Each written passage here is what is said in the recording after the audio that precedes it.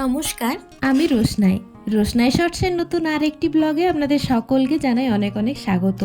বেশ কয়েকদিন ধরে বৃষ্টির জন্য আমরা সবাই ঘরে বন্দি ছিলাম।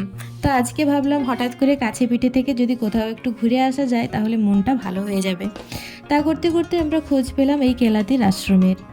রাস্তায় বেরিয়ে পড়েছি, চলেও এসেছি প্রায়। এই যে দূরে দেখছেন কংসাবতী নদী বয়ে চলেছে, দাঁড়ান একটুখানি নেমে আপনাদের সাথে শেয়ার করছি।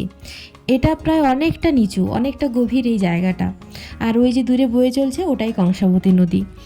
তো এখানে দাঁড়িয়ে একটুখানি আমরা দেখে নিলাম, কিন্তু সাপখোপের উপদ্রব থাকায় আর রাস্তাটাও খুব একটা ভালো নয়, এই কারণে আমরা অত কাছে যাইনি। এবার যাচ্ছি কেলাতির যে মূল আশ্রম, সেই আশ্রমের উদ্দেশ্যে।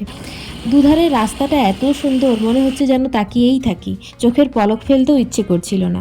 দেখুন, কথা বলতে বলতে চলেও এসেছি এই কেলাতির আশ্রমে। কি সুন্দরভাবে গাছটা কাটা রয়েছে, তাই না?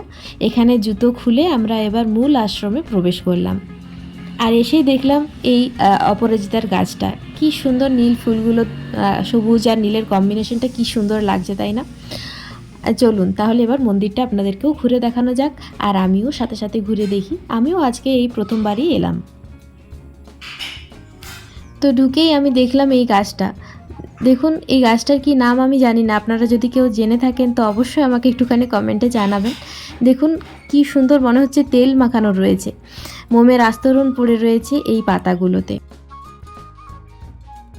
প্রকৃতির কোল ঘেঁষে কংসাবতী নদীর ধারে দাঁড়িয়ে থাকা এই আশ্রম যেন একান্ত নিজের মতো করে কথা বলে। এখানের বর্তমান যিনি মহারাজ রয়েছেন, ওনার সাথে অল্প বিস্তর কথা বলে জানতে পারলাম এই আশ্রম সম্পর্কে বেশ কিছু তথ্য। তা অবশ্যই আপনাদের সাথে শেয়ার করব। তাহলে আপনারাও চলুন আমার সাথে মন্দিরটা ঘুরে দেখুন, আর আপনাদেরকে কিছু তথ্য আমিও দেওয়ার একটু বলার চেষ্টা করছি। এই আশ্রমের প্রতিষ্ঠাতা ছিলেন স্বামী অনগানন্দজি মহাশয়, যিনি জীবন উৎসর্গ করেছিলেন আধ্যাত্মিক সাধনায় ও মানব সেবায়। ওনার সাথে কথা বলতে বলতে উনি এও আমাকে জানালেন যে এই আশ্রম গড়ে তোলার পেছনে ওনাদের যে মূল মোটো ছিল সেটা হলো শিবজ্ঞানে জীবসেবা। তাই এখানে প্রায়শই কম্বল বিতরণ, দুস্থ বাচ্চাদের পড়াশুনো, বাচ্চাদের চিকিৎসার ব্যবস্থা সব বিনামূল্যেই দেওয়া হয়। বিনামূল্যে ওষুধ, এসব মাঝে মধ্যেই বিনামূল্যে প্রদান করা হয় সাধারণ মানুষদের। স্বামীজির একাগ্রতা আর নিষ্ঠার প্রতিফলন আজও চোখে পড়ে। আশ্রমের প্রতিটি কোণা তার পরিশ্রমের সাক্ষী। আমি জানতে পারলাম এই যে পিছন দিকে ওই যে গেটটা দেখতে পাচ্ছেন, ওই গেটের পরেই হচ্ছে কংসাবতী নদী। ওখান থেকে নিজের হাতে পাথর তুলে এনে গাড়া মাটি আর নিজের হাতে তৈরি করেছিলেন এই মন্দিরটি। এই সিঁড়িটি বেয়ে উঠলেই ওনার হাতের গড়ে তোলা সেই মন্দিরটি আমাদের আজও চোখে পড়ে। পরে যে মন্দিরগুলো দেখছেন ওগুলো পরে পরে মহারাজেরা এসে তৈরি করেছেন, কিন্তু প্রথমে যখন প্রতিষ্ঠা হয়েছিল তখন শুধুমাত্র এই মন্দিরটি ছিল। চলুন এর ভিতরে ঢুকি, আর আপনাদেরকেও অবশ্যই সাথে করে নিয়ে যাব। এই যে দেখছেন এই মন্দিরটা, এটাই ওনার হাতে তৈরি মন্দির। চলুন জগন্নাথ দেবের দর্শন করি, মা সারদা দেবীর দর্শন করি, আর গোপালের দর্শন করি, আর আপনাদেরকেও একটুখানি দর্শন করাই। হয়ে গেছে। এটা আসলে প্রচণ্ড বড় একটা জায়গা, খুব বিস্তর জায়গা নিয়ে তৈরি হয়েছে এই আশ্রমটি।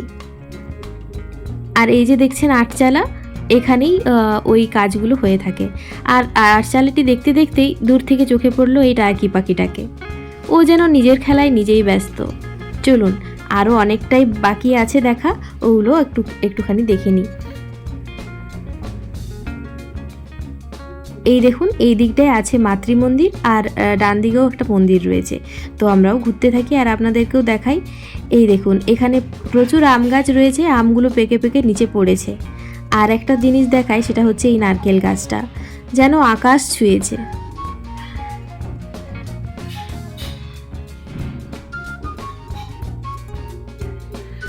এবারে যাব মাতৃ মন্দির।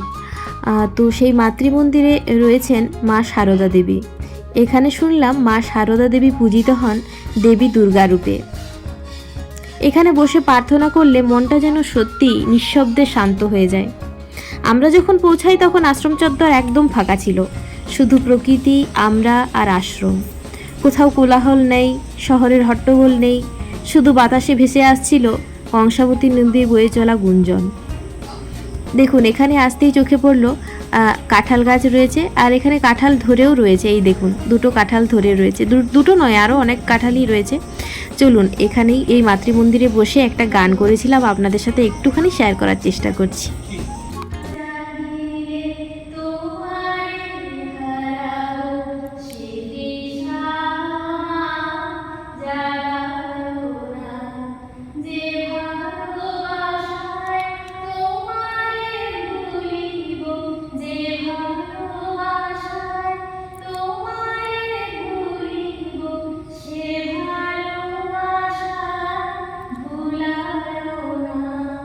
পুরো আশ্রম তো ঘুরে দেখা হয়েই গেল, কিন্তু ওই ছোট্ট দরজাটি পেরিয়ে এবার যাব নদীর দিকে।